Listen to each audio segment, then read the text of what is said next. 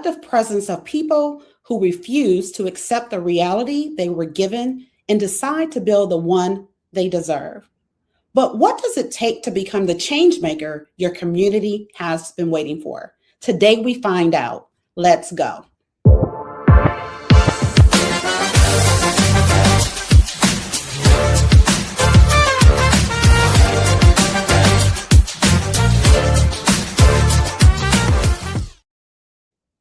Welcome to Women of Color Live, the live version of Women of Color in Intimate Conversation, a top 20 women's empowerment podcast. We center and empower women of color. We also have a community for Black women 50 plus, the Dream Lifestyle Collective. Shout out to our production team at the Leon Thomas Group, and specifically our producer, Orrin Stewart Sr. So today I am joined by another Women of Color alum, Dr. Dominica McBride. She joined us previously for Transforming Lives and Collective Healing.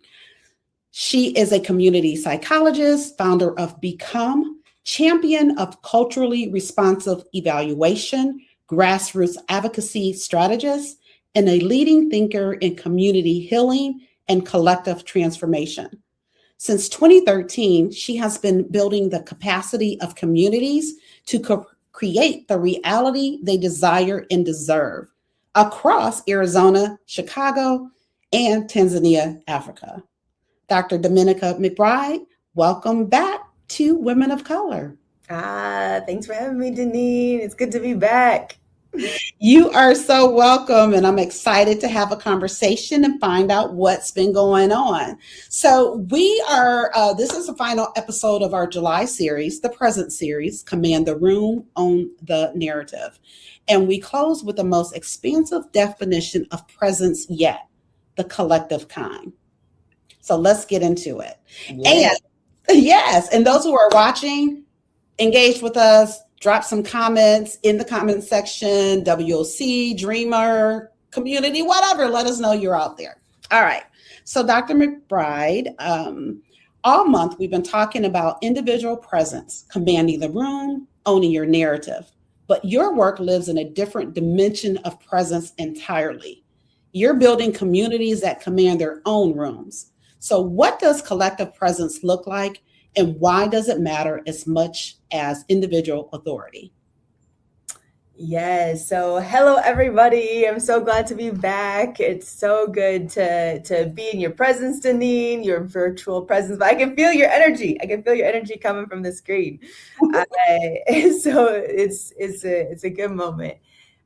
So collective presence is about relationship. It's about the interdependence that we have together. So no individual is actually an individual, right? Like if we think about our past, just think about just your individual life from the moment you were conceived, right? It took two people to come together, right? Like, DNA from two people to come together. And then even before that, right? You have generations of people coming together to make this one moment, to make this one person come. And then we're shaped by so many people after that. We're shaped by our parents, siblings, if we have them, extended family, if they're around, community of people that we go to school with, that we might go to church with, that we might work with.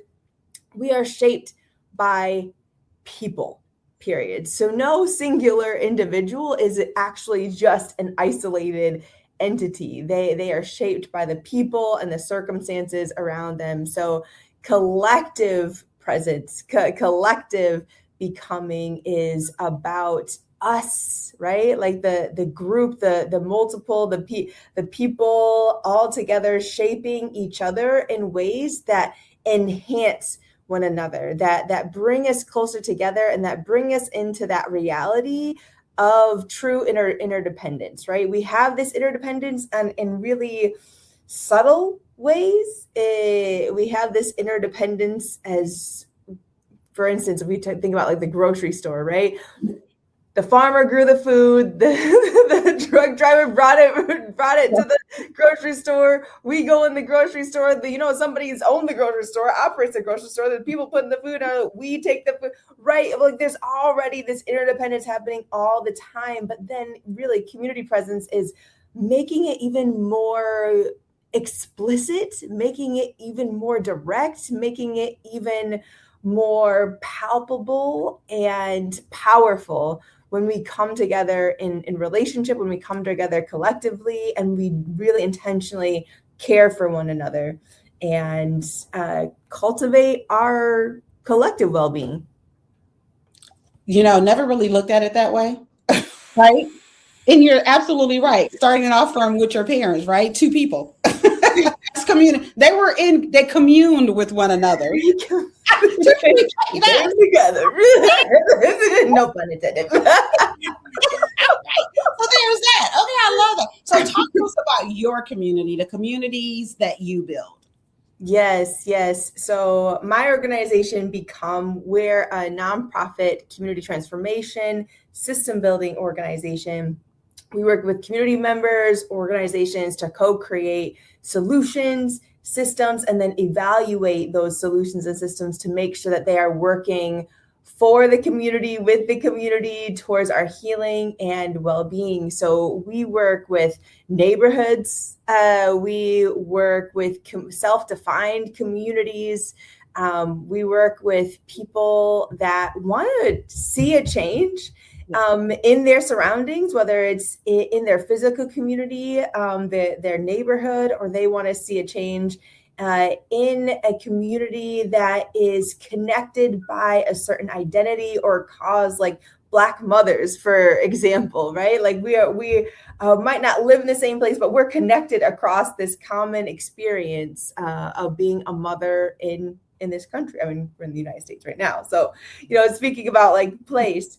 And so it's us really tapping into whether it's the neighborhood or whether it's self-defined communities, but people who want to make a change, they want to see something better for their community. And we work with them to make sure it actually happens, right? They see the change, it's effective, it's sustainable, it's real, and it's robust, and it's rooted in what actually works. So we're in Chicago. But yes, we're based in Chicago, so we work with different Chicago communities. One of our long-term partner communities is the community of Auburn Gresham on the south side of Chicago. We also work across like Chicagoland, and we also do some national work as well. Okay. And you founded Become in 2013 with the belief that communities should be at the forefront of realizing their own visions. Yes. What does it mean to you for a community to become, and what gets in the way of that becoming? Yeah. So here's a jargon term, like community actualization, right? Like communities to become is tapping into community actualization. And what that means to me basically is that communities are caring for each other, right? We hear a lot about communities that once felt like a village, right? Like the kids growing up in the community, people knew them, like the people that walked down the street, they've got in trouble at school. Miss Timmons, like, hey, I know you. I heard you got in trouble. I'm gonna tell your mama. Oh, while you walking home? While you're walking home, right. Same day, right? Yeah. While you're walking home. And so we lived in these communities where we knew our neighbors, where we took care of the kids in the community, where we took care of each other, shared resources.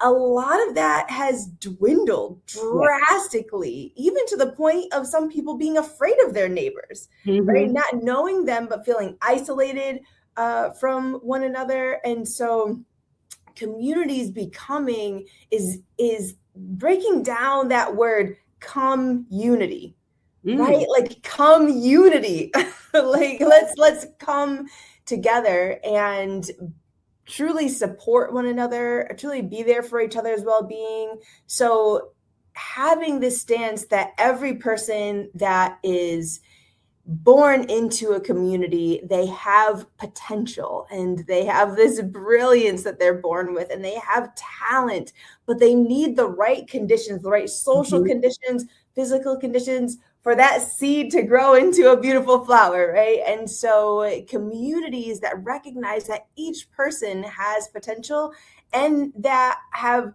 rituals and practices and belief systems and values that bring us together in ways that make sure that every person in the community is supported in a way that cultivates that potential to becoming a reality. So it's like caring communities, that beloved community that Martin Luther King used to talk about. Yeah. And so this is really, I'm listening to you, and it really, touches me, right? Because as I mentioned earlier in the intro, that I have a community for Black women 50 plus. Right now, that community has transitioned to a newsletter for now, right? Because I'm trying to figure it out.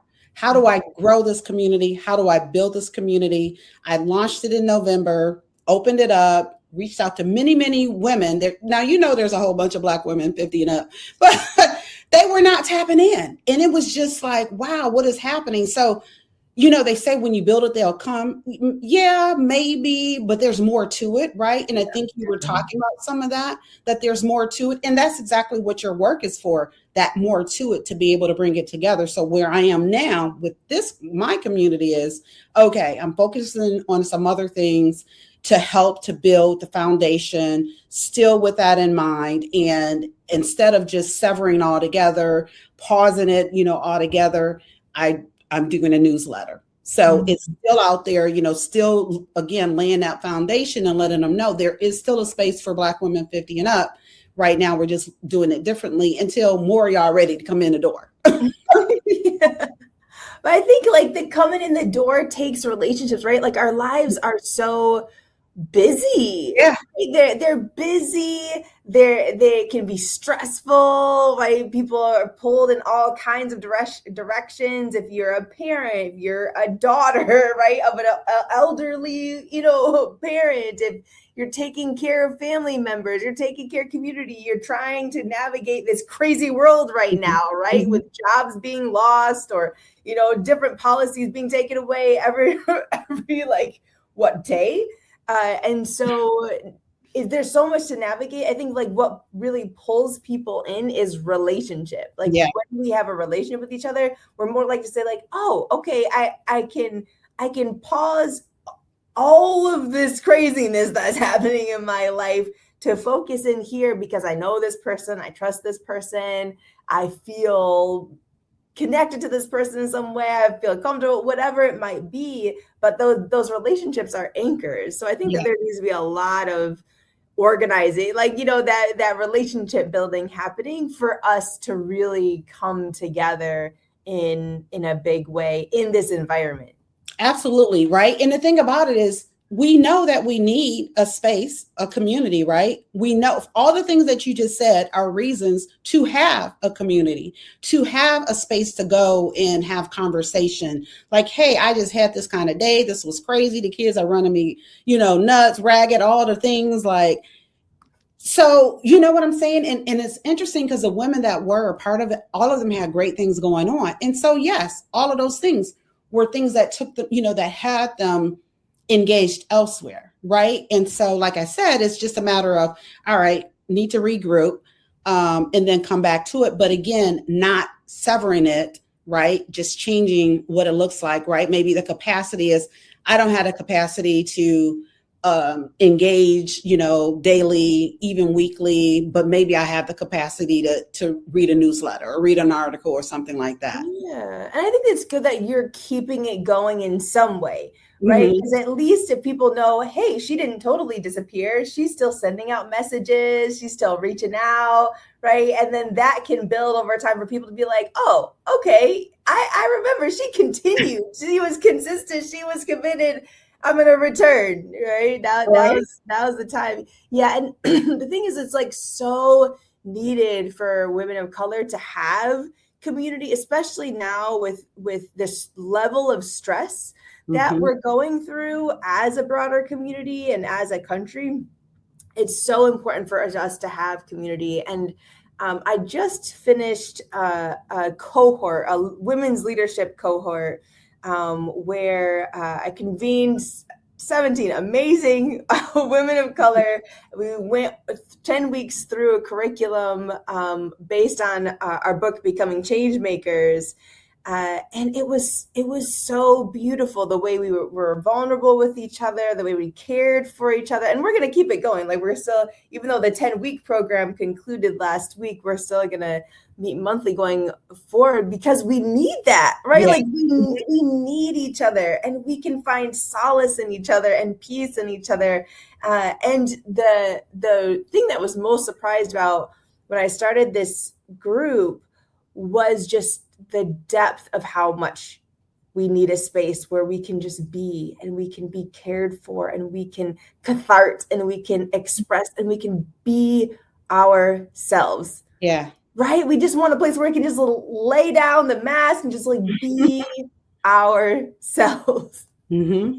Absolutely. Absolutely. And so for the woman who wants to become a change maker in her community, but doesn't know where her individual presence ends and her collective responsibility begins, what does she need to hear? And hold that thought. We'll be back after this break. I've been doing this work for a while, building, credentialing, showing up week after week for women of color, and more recently for Black women 50 plus who deserve a seat at every table in every room. And I want you to know the rooms are getting bigger.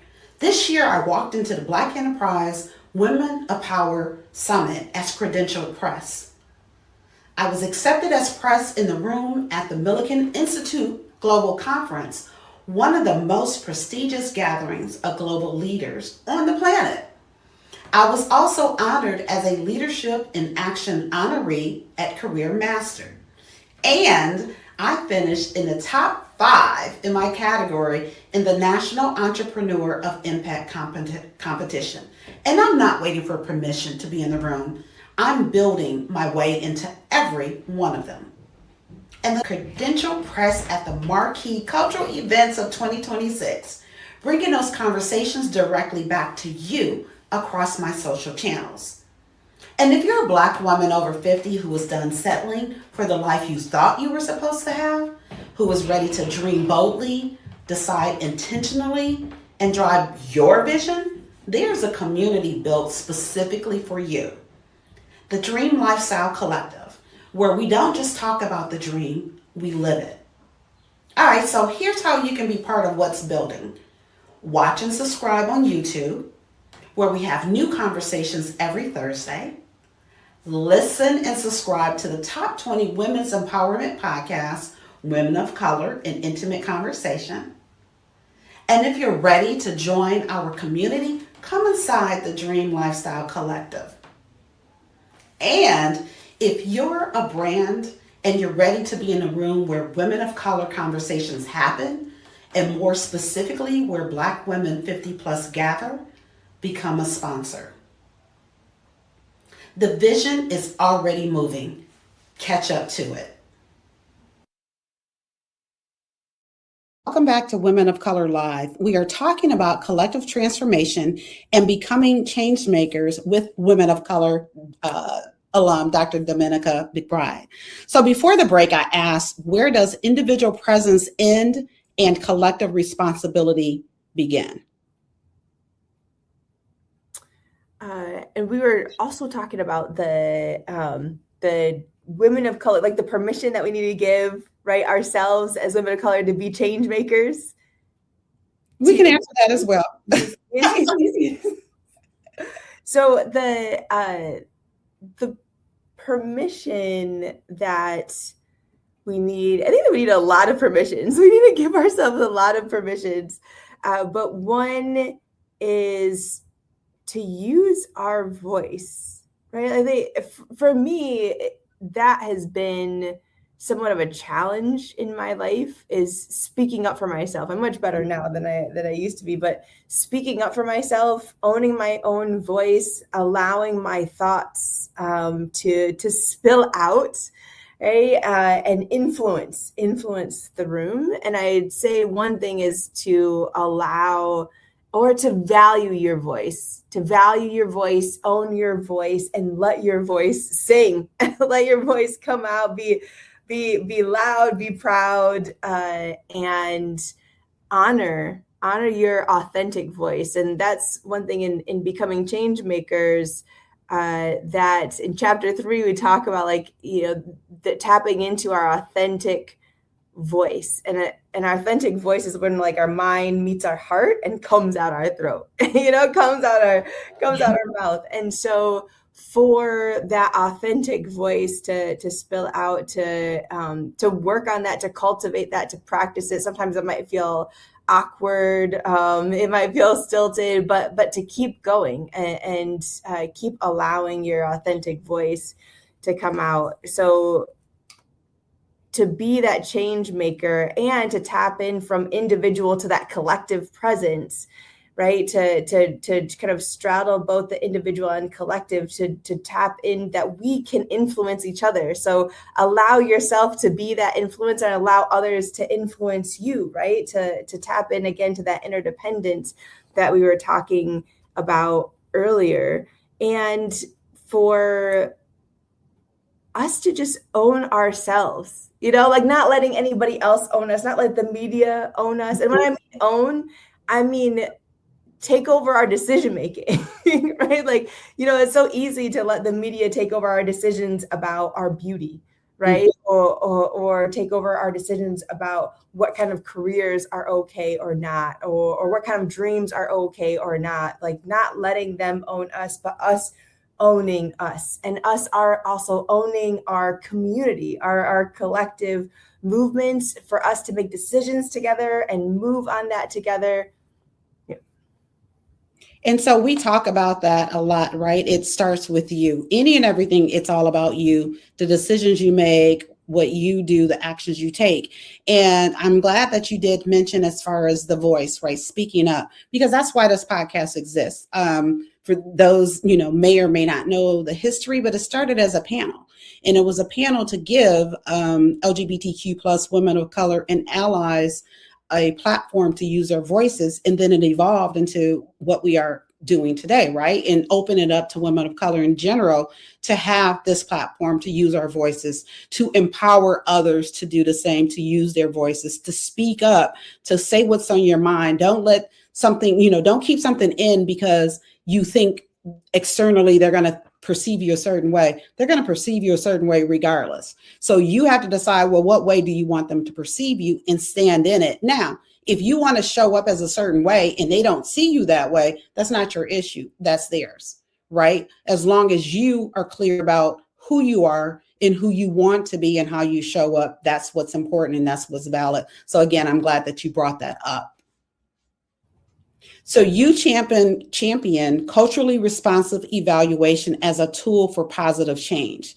For our audience, women who are building businesses, leading teams, and serving communities, what is CRE and how does it change the way we measure impact?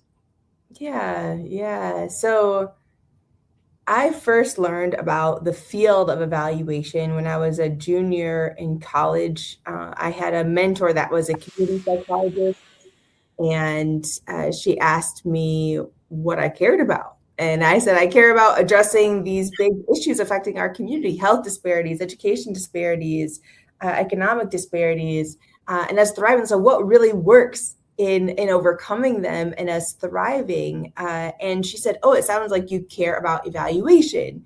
And with that opened up this whole field. Like, wow, there's a whole field that uses research to find out what is actually working, looking at the impact that our policies, our programs, our actions are having on others, on causes, on issues, on communities. And so first, evaluation is that process of learning our impact. And when you make it culturally responsive, you make it so the community, especially communities that are hard hit by injustice, that they have that seat at the table, that their voice is guiding the evaluation, is influencing the direction, that the evaluation is actually looking at the impact for them and cultivating a direction where they are highlighted, where they are central, where the impact is going to be positive for and with them. And then also it looks like the culture, it's not seeing the culture as noise, but culture as strength, and leaning into culture as strength. And then also recognizing the broader socio-political environment and the impact that that has on our well-being, and that the evaluation is considering what has happened in our environment politically, what has happened culturally, what's happening in our communities, and that can affect the impact too, and that we need to strategize to also address those elements if we want to get to the impact that we're striving for. So culturally responsive evaluation is really making sure that we're making actual impact with our communities. So when you're looking at the evaluations, right, is there like one thing that you can say is like a through point? Like this one thing happens in all these different communities, and or if we were to solve this one thing, then we wouldn't have as many issues. Is there like one thing that you can point to? So I'm a little bit biased in this answer because I'm a psychologist. So take it as you will, right? But I'd say the mind, the mindset, right? Like how we think is also how we act, how we plan, how we move, right? So it starts with what we're thinking, how we're thinking about ourselves, how we're thinking about each other, right? How we're thinking about the world around us. So I think the through line for our communities and making real, genuine impact, it is the mindset, both the individual mindset and the collective mindset, and influencing that. And there's a lot coming on around mental health. So when I say mindset, I'm not necessarily referring to mental illness, mental health issues. I'm referring to like the way that we think. Yeah. And of course, mental health can impact that. The level of mental health can impact that. But regardless of that, it's how are we thinking about ourselves, how we're thinking about each other, how we're thinking about our community and the world around us. And so mindset is broad, right? So how do we narrow that though? Because if we were to try to say, okay, if you do this one thing, that will just solve so many things, right? And so mindset, that's broad. So can we narrow it down a bit? I agree with you. It's definitely the mindset, everything. Because again, what did we say? It starts with us. So you have to have the mindset, like, I want to do this thing. I'm going to do this thing. Here's what I'm going to do to accomplish this thing, right? So it's the mindset. But when we're talking more so like communities, and you know that's impacting so many different people, like what specifically with the mindset? Like we all need to think or do what?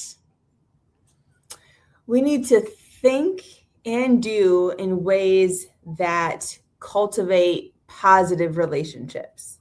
So many of the ways that we think as far as individualistically can get in the way of relationships, and it can get in the way of moving together, and then therefore can get in the way of our collective power, right? Like us really taking leadership over our communities, over what we want to happen in our communities, with our communities. And so I say like the mindset and the action for relationship.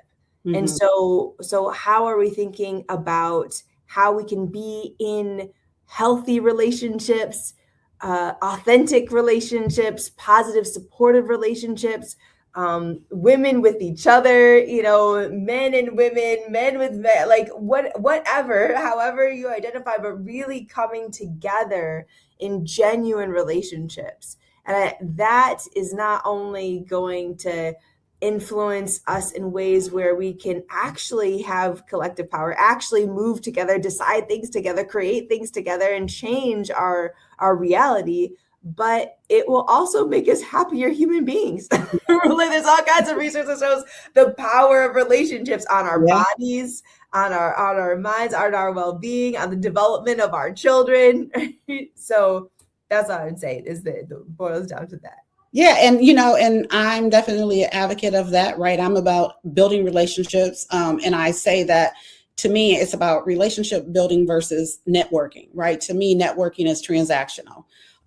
It does serve its purpose. I do understand that, right? However, I am a type of person who more so leans into the relationship. Again, you're back. You know what I'm saying? Because we had that relationship. So, and that's why we're back together. Is there like, if you could say, is there like one model organization, one model community that you say, you know what, they really have it right, like they're doing the right things, and if more communities and organizations kind of follow their blueprint, things would go well? Is there one that comes to mind? So no organization is perfect, right? Like we're people, right? Like nothing is perfect, and that's okay, right? We're kind of like perfect in our imperfection, right? And like that's the imperfection of life is to be expected and is beautiful in many ways. So with that said, right, nothing and nobody's perfect, but there's an international community called reevaluation counseling. It is probably the best model of community mental health that I've seen. It's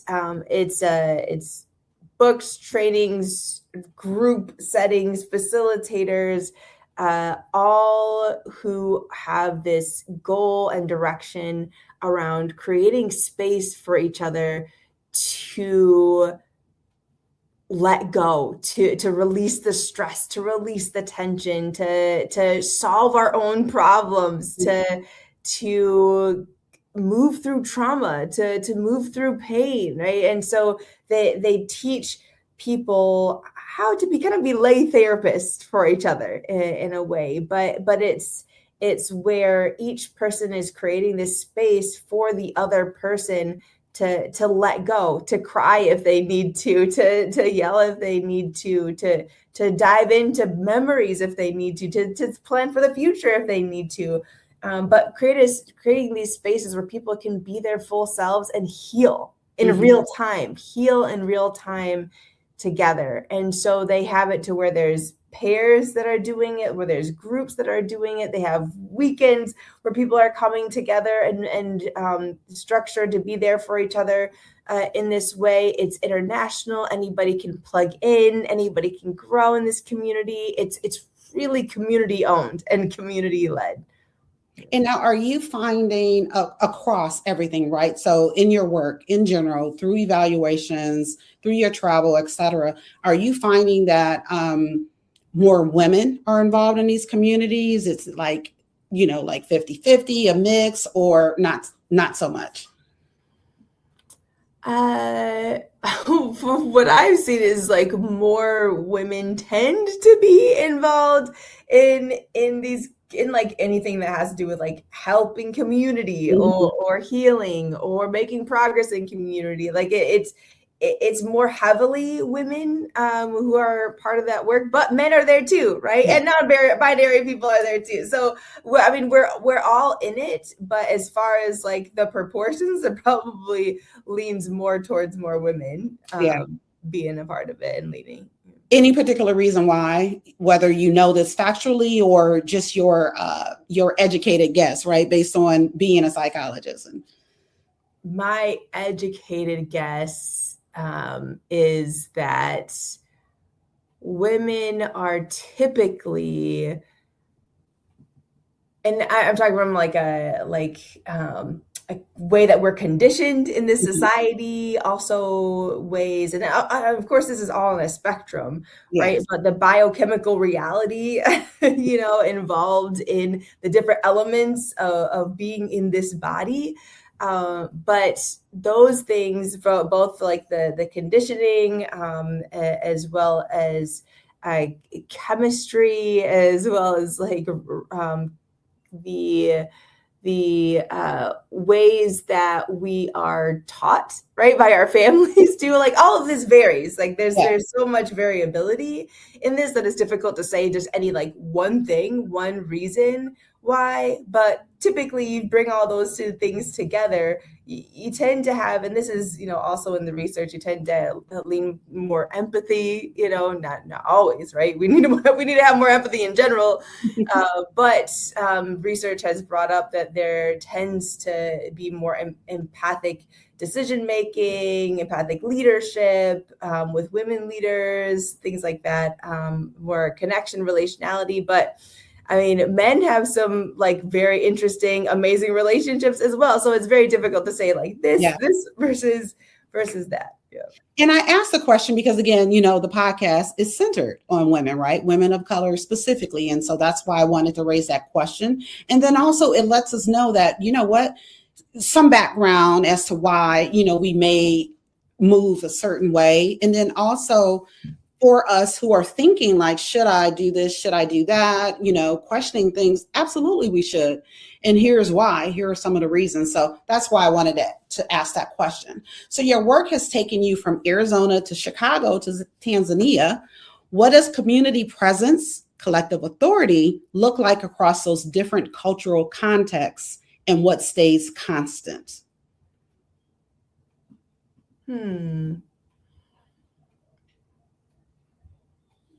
Each community that I've been in, whether it's like a community that is different communities within the same state, like different communities within Arizona or different communities within Tanzania, different communities within Chicago, like, every community is different. There's like such diversity everywhere you go. And even more diversity within group than between groups. So that part is a bit difficult, but I can say like the United States versus Tanzania and looking at some of the contrasts, because my experience in Tanzania was that communities were more readily tapping into collective solutions. Right? They were ready to be collective. They said like that part of the solution is us taking care of each other. Part of the solution is community driving. Part of the solution is like neighbors coming and caring for each other physically, emotionally, mentally, right? Like there was already more of a collective mindset there than there is here. There's more of an individualistic mindset here. So that individualistic makes it more difficult, right? To move together. Although, there's a lot of that coming up even more. More and more people here, especially in our community, starting to move together, coming together more. I mean, we've seen it historically through the civil rights movement. We're seeing it here through the organizing that's happening. But that was one cultural difference, right? That individualistic versus collectivistic mindset in the two countries, which then influenced how people saw solutions on the ground, and what came from the brainstorming or the strategizing to move forward.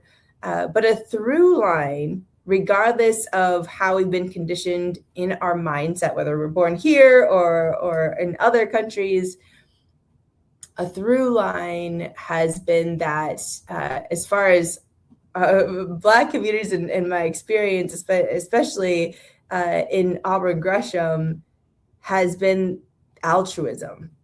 The presence of altruism, the power of altruism. So one of the things that surprised me most in our interviews with over 150 people in Auburn Gresham specifically was that when we asked people, what's your wildest dream? What's your wildest dream for yourself? Many people said that they wanted to help the community. They said, I want to open up a youth center. I want to open up a center for people dealing with addiction. If I had a magic wand, I'd give everybody $1 million in the community so we could all thrive. Like their dreams were about the community. And so that in Tanzania, people say like, I want us to care for each other. Like it was very much about the upliftment of others and of being a part of that, breathing life into that. And that's, honestly, when I graduated high school, I was pursuing social work in college for those reasons. It had always been, for me, it's always been about other people. Like, what can I do for other people? And like not understanding people who have money. Like, why aren't you doing more for the community? Like, why aren't you helping more people out? Like, that's always been me. And now I'm getting into the point like, okay, well, you got to take care of you first so that you're able to take care of other people. And that's something I think that with women, Black women in particular, we have to recognize that, right? Yes, it's fine to take care of other people. That's great, but not at the expense of yourself. Yes. You need to take care of yourself so that first, so that you're better able and equipped to take care of the next person. Self-care is so important, and our own healing is so important, because if we're not on our healing journey, then we're just going to replicate the conditions that we've been trained in. Exactly. So what does a woman need, not just in her own life, but in the lives of the people around her, to step into her role as a change maker? So you know that saying, like, you can't pour from an empty cup? Mm-hmm. Yeah, one of my good colleagues said that you pour from your overflow. Like, Yeah. you know, like you Yes. want to fill your cup, and then what you pour out is the overflow of that. Mm-hmm. So we need to have regular ways that we are releasing the stress and the pain that we carry, and then filling ourselves up with whatever it is that like gives us joy, right? Like filling ourselves with the joy, with the affirmations, with the rest, with nature, with positive relationships, with love, right? Like, you know, releasing and then filling up, and that people in our lives are also filling our cup. Yeah. They're also like pouring into us. They're pouring in the affirmations. They're pouring in the support. Like I mentioned the group of women leaders that we just finished the cohort, and that's ongoing. But we were pouring into each other by listening, by affirmations, by presence, right? And so to have people in your life that are doing it on a regular basis is huge. Absolutely. It is absolutely huge. And you know what? It's so hard for us to do that for ourselves. Like I have a relationship counselor. And so she's like, okay, I need you to pick a day and a time and devote 1 to 4 hours to yourself. So it's on my calendar every Friday from 12 to 4 to do that. Now ask me, how often am I doing it? How often? Yeah, not. Not. You got to prioritize it. You got to prioritize yourself. I know. Prioritize the time. I know. I absolutely know it. And the thing about it is, like, I'll do things, like I travel, like that brings me joy. So I'm doing things that bring me joy, but I'm not necessarily having that designated time. Like, okay, every Friday between this time, you need to do something. That I'm not doing. Yeah, but if you're doing things that bring you joy or respite, you know, like that still counts. Like if you're doing it on a regular basis. It does. I mean, it does. However, I think that we still need to have that where that block of time, like, you know, every week at this time, you're going to do something for yourself, whatever those things are. And I do believe that we should have that. And so that's something for me, I haven't been able to stick to on a regular basis. And I need to do better with that. And I'm sharing this with those that are watching, listening. Do the same. Like just start with an hour, maybe. Just find an hour, maybe every week, that you do something for yourself, whatever that is. Even if that means go sit in the park, go sit in your car somewhere, read a book, whatever, do something for yourself, right? And it makes us better. Because now, you know, that overflow that you were talking about, I believe in that, from your overflow. Yes. And the way to get to that overflow is to have that designated time for yourself. And in addition to everything else that you're doing. But that time, because you know what? You're honoring yourself when you do that. You're saying, this is my time. This every Friday at 12, this is for me to do what I want to do, period. And I feel like we need to do more of that. I definitely need to do that. So I need to honor myself with that. Yeah. One of the things that helps me, because I'm the kind of person that's like, do.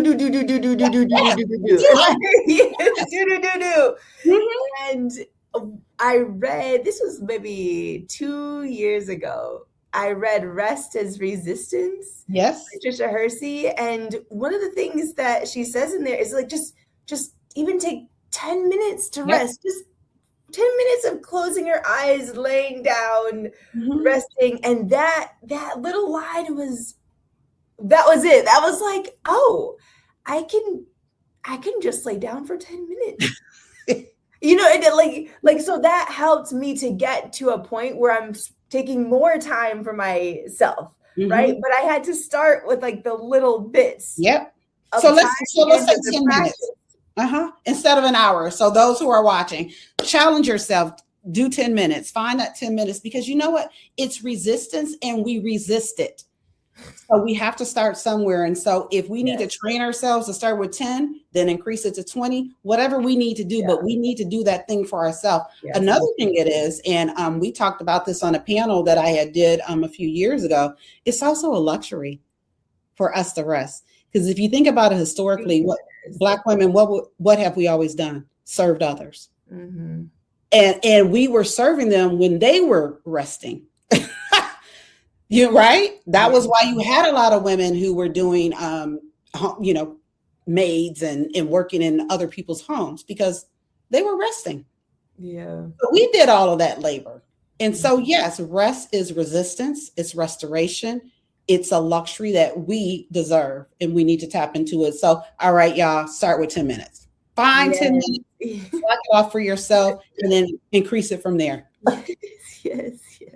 And this is necessary. That's the thing. What helped me to change my mindset around that was thinking about like it being necessary and it being a necessary part of the work, right? Like my mind is clear. My ideas are better. My heart is softer and more open to people if I'm resting, if I'm doing a daily meditation, if I'm exercising, like the self-care, the healing, it is a necessary part of being a change maker. Absolutely. So this is the final episode of the Present series. And Dr. Dominica, you've given us the perfect close. Presence isn't just what you carry into a room. It's what you build in a community. It's what you leave behind. That's legacy. And so a mantra that we have on the show is you don't wait for permission, you become it. And when you become it, everything rises to meet you. That's the dream lifestyle standard. So Dr. D, what is one step a woman can take today to begin becoming the change maker her community needs? Rest. Okay. Rest. There it is, right? Put it in Yes. All right. So I know that you mentioned that you have a fundraiser, something going on. Talk to us about that. Yes. So Become has a fundraiser. You can go to it at weallbecome.org. Weallbecome.org. To learn more about it. We are raising funds for the community healing work we do, the community transformation work we do, bringing people together to co-create the solutions that matter in our communities and to make sure that they work for the long term, making the impact that they need to make for our communities to be well, to thrive, and for us to drive that and keep it going together. So donate at weallbecome.org. You can find out more about our work at becomecenter.org. And you can also follow me directly at Becoming with Dr. Dominica. I have a text program, send out texts weekly that are just like affirmations, right? Some of what we talked about here, the rest that we need, the affirmation that we need, the guidance. So sending out those, so check that out. You can sign up for the text program there, but my email is right there, dmcbride@becomecenter.org if you want to reach out to me directly. But first and foremost, take care of yourself and donate to Become. Thank you for that. And you know what? So here's something that I'll throw out as well. So when you sign up to get those texts, pause, read the text and pause. Maybe take 5 minutes, breathe, meditate, be still, something. That's a way that we can start as well. Yes. Thank you for that. You're welcome. All right. So Dr. Dominica McBride, thank you so much for trusting me to come back on Women of Color. It's been a pleasure. And shout out to the Leon Thomas Group. We'll be back next Thursday, August 6th at 1 p.m. Eastern for the Legacy Series, Lead, Transform, Leave a Mark. And we're kicking it off with Mimin Alade Joby, CEO and founder of Fulfilled. See you next time.